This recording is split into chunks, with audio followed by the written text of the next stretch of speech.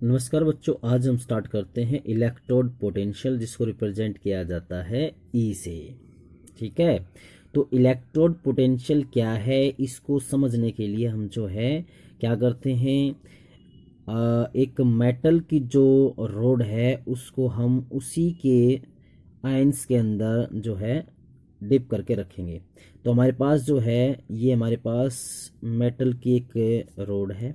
ठीक है, और इसको हमने जो है डिप किया है उसी के सॉल्यूशन के अंदर।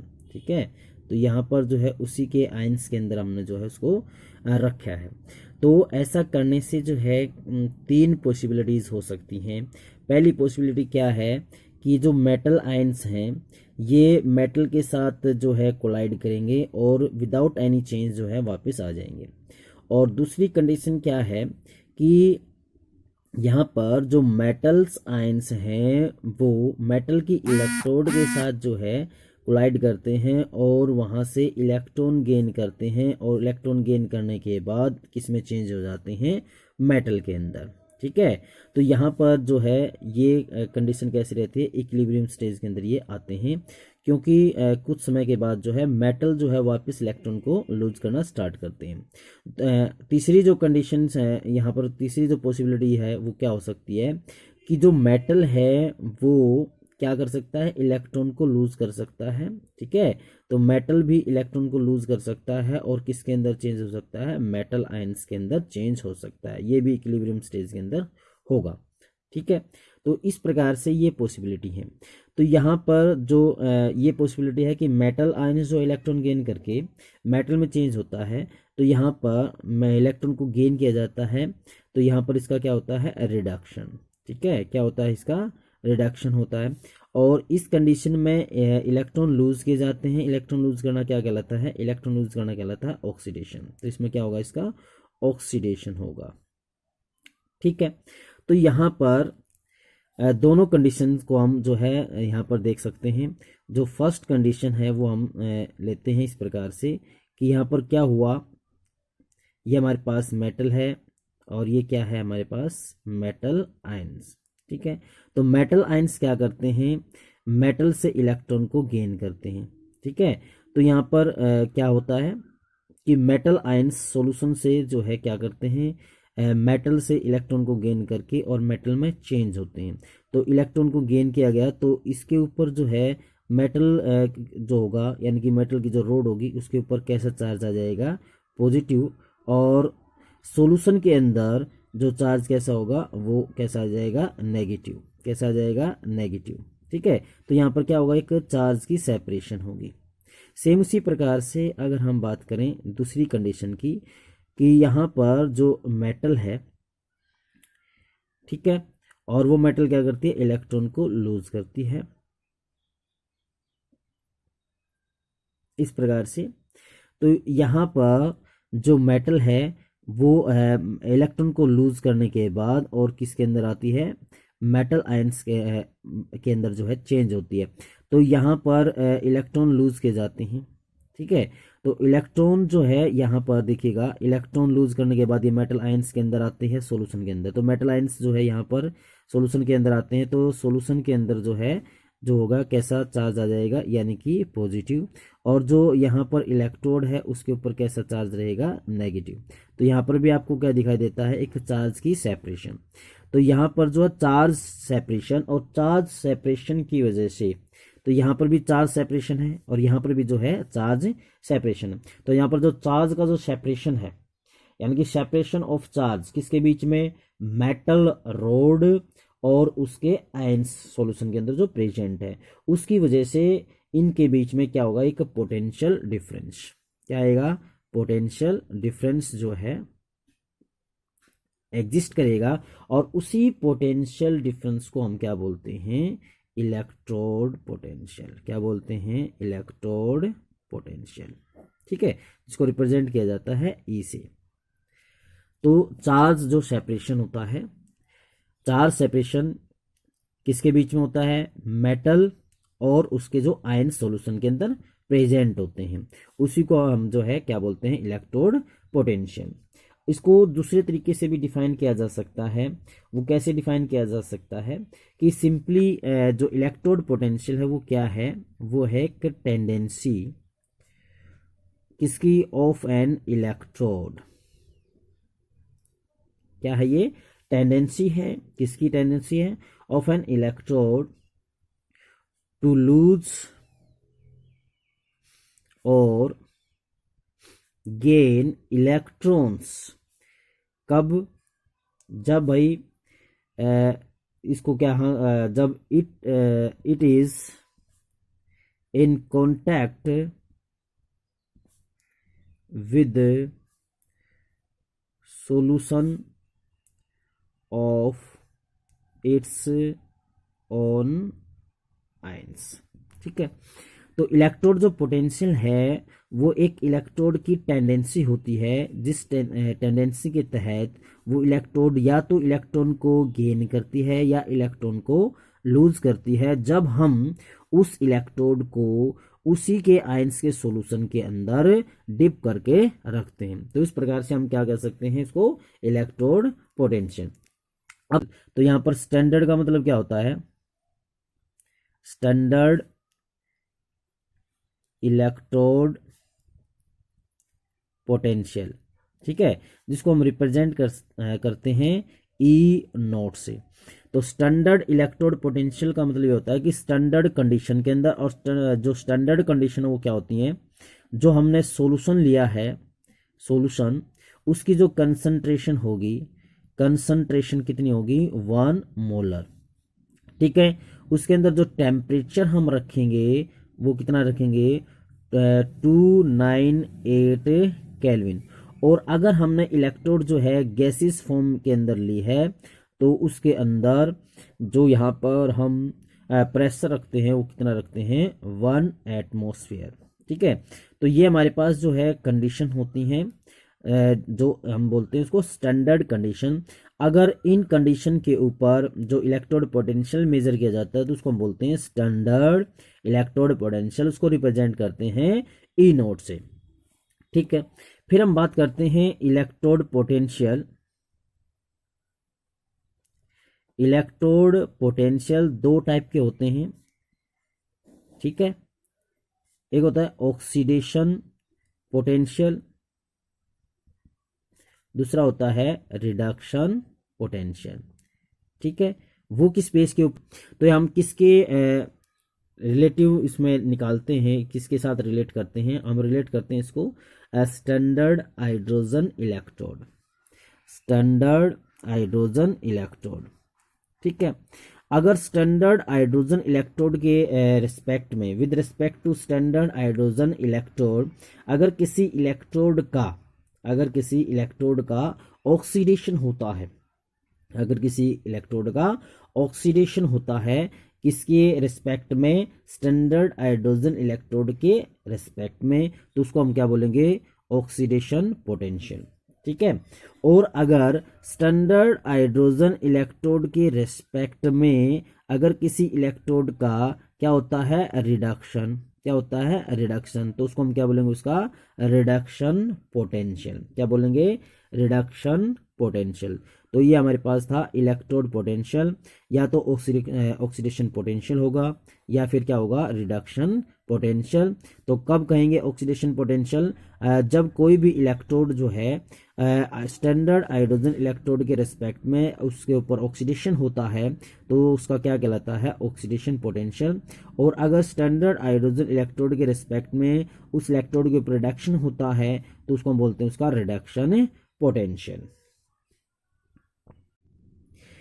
चलिए अब स्टार्ट करते हैं स्टैंडर्ड हाइड्रोजन इलेक्ट्रोड, जिसको आप बोल सकते हो नॉर्मल हाइड्रोजन इलेक्ट्रोड। ठीक है, क्या होता है स्टैंडर्ड हाइड्रोजन इलेक्ट्रोड या नॉर्मल हाइड्रोजन इलेक्ट्रोड। देखिएगा, कोई भी हमारे पास जो इलेक्ट्रोड है, उस इलेक्ट्रोड का जो इलेक्ट्रोड पोटेंशियल है उसकी एब्सोल्यूट जो वैल्यू है वो हम जो है डिटरमाइन नहीं कर सकते। तो क्यों नहीं कर सकते, उसके पीछे क्या कारण होता है, क्योंकि ऑक्सीडेशन हाफ रिएक्शन और रिडक्शन हाफ रिएक्शन जो है वो अलग अलग नहीं होती है, वो एक साथ होती है। ठीक है, तो इसके लिए हम क्या करते हैं किसी न किसी इलेक्ट्रोड को रेफरेंस के तौर पर लेकर चलते हैं। तो जो रेफरेंस इलेक्ट्रोड हम यहाँ पर लेकर चलते हैं किसी भी इलेक्ट्रोड पोटेंशियल को निकालने के लिए किसी भी इलेक्ट्रोड का, तो उसको हम क्या बोलते हैं, स्टैंडर्ड हाइड्रोजन इलेक्ट्रोड या नॉर्मल हाइड्रोजन इलेक्ट्रोड। तो उसका डिज़ाइन क्या है, किस प्रकार से उसको डिज़ाइन किया गया है। तो जो हमारे पास स्टैंडर्ड हाइड्रोजन इलेक्ट्रोड है उसके अंदर क्या होता है कि जो हाइड्रोजन गैस 1 बार प्रेशर के ऊपर जो पास की जाती है थ्रू 1 मोलर HCl सॉल्यूशन, और इसके अंदर जो है प्लेटिनम फॉइल जो होती है वो हमेशा जो है इमर्ज्ड रहती है। और यहाँ पर जो प्लेटिनम की जो फॉइल होती है वो एक इनर्ट इलेक्ट्रोड की तरह काम करती है, और इसकी सहायता से जो है इलेक्ट्रॉन का इनफ्लो एंड आउटफ्लो होता है। ठीक है, फिर हम देखते हैं यहाँ पर ये जो हमारे पास जो एक प्रकार का सेल है, तो इसमें जो इलेक्ट्रोड है अगर ये एनोड का काम करती है तो इसके ऊपर क्या होगा, ऑक्सीडेशन होगा। ठीक है, ऑक्सीडेशन के दौरान तो यहाँ पर जो हाइड्रोजन जो गैस होगी, कुछ हाइड्रोजन जो गैस है वो H पॉजिटिव के अंदर चेंज होती है, यानी कि H पॉजिटिव जो आयंस है वो सोल्यूशन के अंदर आते हैं इलेक्ट्रॉन लूज करने के बाद। ठीक है, तो यहाँ पर हाइड्रोजन जो गैस है इलेक्ट्रॉन लूज करती है और किसके अंदर चेंज होती है, H पॉजिटिव आयंस के अंदर, यानी कि कुछ हाइड्रोजन गैस जो है H पॉजिटिव में चेंज होकर और कहाँ पर आ जाती है, सोल्यूशन के अंदर। और जब ये इलेक्ट्रोड जो है किसकी तरह काम करती है, कैथोड की तरह काम करती है, तो उसका क्या होता है, रिडक्शन होता है। तो उसमें क्या होता है कि कुछ H पॉजिटिव आयन सॉल्यूशन से इलेक्ट्रॉन गेन करते हैं और किसके अंदर चेंज हो जाते हैं, हाइड्रोजन गैस के अंदर चेंज हो जाते हैं। तो स्टैंडर्ड हाइड्रोजन जो इलेक्ट्रोड है उसको जो है किस प्रकार से जो है हम रिप्रेजेंट कर सकते हैं। तो यहाँ पर हमने क्या यूज़ की, प्लेटिनम की फॉइल जो है यूज़ की है। तो प्लेटिनम के लिए PT, इसका हम जो सिंबल यूज़ करते हैं कोमा, और यहाँ पर हमने जो है इसको रिड्यूसिंग फॉर्म के अंदर लिखना है। तो यहाँ पर रिड्यूसिंग फॉर्म में कैसे लिखोगे, पहले हम क्या लिखेंगे, हाइड्रोजन गैस, और कितने प्रेशर के ऊपर हमने इसको डाला है, 1 बार प्रेशर के ऊपर डाला है। ठीक है, 1 वर्टिकल लाइन जो है फेज डिफरेंस के लिए हम यूज करेंगे, और फिर जो है रिप्रेजेंट करेंगे आयंस को, यानी कि H पॉजिटिव आयन को। और यहाँ पर H पॉजिटिव आयंस की जो कंसंट्रेशन है वो कितनी होती है, 1 मोलर। तो इस तरीके से जो हम स्टैंडर्ड हाइड्रोजन इलेक्ट्रोड को क्या कर सकते हैं, रिप्रेजेंट कर सकते हैं। फिर बात आती है कि जो हमारे पास स्टैंडर्ड हाइड्रोजन इलेक्ट्रोड है उसका इलेक्ट्रोड पोटेंशियल कितना होगा। देखिएगा यहाँ पर हमने जो स्टैंडर्ड हाइड्रोजन जो इलेक्ट्रोड है उसका जो इलेक्ट्रोड पोटेंशियल है वो कितना माना हुआ है, यहाँ पर 0.00 वोल्ट। ये जो हमने खुद से नहीं माना है, ये जो है IUPAC के अनुसार है, यानी कि जो IUPAC है वो जो स्टैंडर्ड हाइड्रोजन जो इलेक्ट्रोड है उसका इलेक्ट्रोड पोटेंशियल कितना मानती है, 0.00 वोल्ट। चलिए अब हम बात करते हैं किसी भी इलेक्ट्रोड का। ठीक है, यानी कि किसी भी इलेक्ट्रोड का जो इलेक्ट्रोड पोटेंशियल है, यानी कि अगर हमने स्टैंडर्ड इलेक्ट्रोड पोटेंशियल निकालना है किसी भी इलेक्ट्रोड का तो किस प्रकार से निकाल सकते हैं। ठीक है, तो किसका यूज़ करते हुए निकालेंगे, हम स्टैंडर्ड हाइड्रोजन इलेक्ट्रोड का यूज़ करते हुए निकालेंगे। तो अगर हमें किसी भी इलेक्ट्रोड का स्टैंडर्ड इलेक्ट्रोड पोटेंशियल निकालना है तो उसको निकालने के लिए क्या करते हैं हम, क्या करते हैं कि जिस भी इलेक्ट्रोड का हमने जो है इलेक्ट्रोड पोटेंशियल निकालना है, ठीक है, तो उसको हम जो है एक इलेक्ट्रोड के रूप में लेते हैं, और दूसरी जो इलेक्ट्रोड होती है वो हम क्या लेते हैं, स्टैंडर्ड हाइड्रोजन इलेक्ट्रोड। ठीक है, तो ये सेटअप हम करते हैं इस प्रकार से। जैसे मान लेते हैं हमने जो है जिंक का इलेक्ट्रोड पोटेंशियल निकालना है, तो हमने क्या किया, हमने जिंक की इलेक्ट्रोड ली, जो जिंक सल्फेट के सॉल्यूशन में डाला, और दूसरी जो इलेक्ट्रोड हमने ली वो क्या ली, स्टैंडर्ड हाइड्रोजन इलेक्ट्रोड ली, और उसको जो है वायर के थ्रू वोल्ट मीटर लगाते हुए इस प्रकार से कनेक्ट कर दिया, यहाँ पर जो है एक साल्ट ब्रिज लगा दिया। ठीक है, तो यहाँ पर हमारे पास ये जो है एक सेल है, इलेक्ट्रोकेमिकल सेल है। ठीक है, तो हम इस सेल का क्या निकाल लेते हैं, EMF क्या होता है, इलेक्ट्रोमोटिव फोर्स, जिसको आप रिप्रेजेंट करते हो किससे, ई सेल से। तो हमने क्या निकालना है, इस सेल का ई सेल, यानी कि एक प्रकार से EMF निकालना है। तो किसी भी सेल का जो EMF होता है वो किसके बराबर होता है, वो होता है सम, किसका सम होता है भाई, इलेक्ट्रोड जो पोटेंशियल है किसका, ऑक्सीडेशन हाफ सेल का, प्लस इलेक्ट्रोड जो पोटेंशियल है किसका, रिडक्शन हाफ सेल का। ठीक है, इन दोनों का जो सम होता है वो क्या कहलाता है, EMF ऑफ द सेल। तो EMF ऑफ द सेल यानी कि जो वोल्ट मीटर है उसकी रीडिंग हमें क्या देती है, वो देती है EMF ऑफ द सेल। ठीक है, तो यहाँ पर जो EMF ऑफ द सेल है वो सम है किसका, जो इलेक्ट्रोड पोटेंशियल होता है ऑक्सीडेशन हाफ सेल का, और प्लस जो इलेक्ट्रोड पोटेंशियल होता है रिडक्शन हाफ सेल का। ठीक है, तो इसकी सहायता से हम क्या निकाल सकते हैं, जो भी हमने जो है एक प्रकार से ऑब्जर्वेशन के लिए जो भी इलेक्ट्रोड ली है उसका जो इलेक्ट्रोड पोटेंशियल है वो हम यहाँ से निकाल सकते हैं। कैसे निकाल सकते हो, जरा देखिएगा, यहाँ पर जो ईएमएफ की जो वैल्यू होगी वो डायरेक्टली जो है किसके बारे में देगी, किसके बारे में बताएगी, वो बताएगी इलेक्ट्रोड पोटेंशियल ऑफ जिंक। ठीक है, तो यहाँ पर जो ईएमएफ अगर हम इस सेल का निकालते हैं तो किसके केस में, जिंक के केस में, तो यहाँ पर जो ईएमएफ आता है इसके केस में वो कितना आता है, वो आता है 0.76 वोल्ट।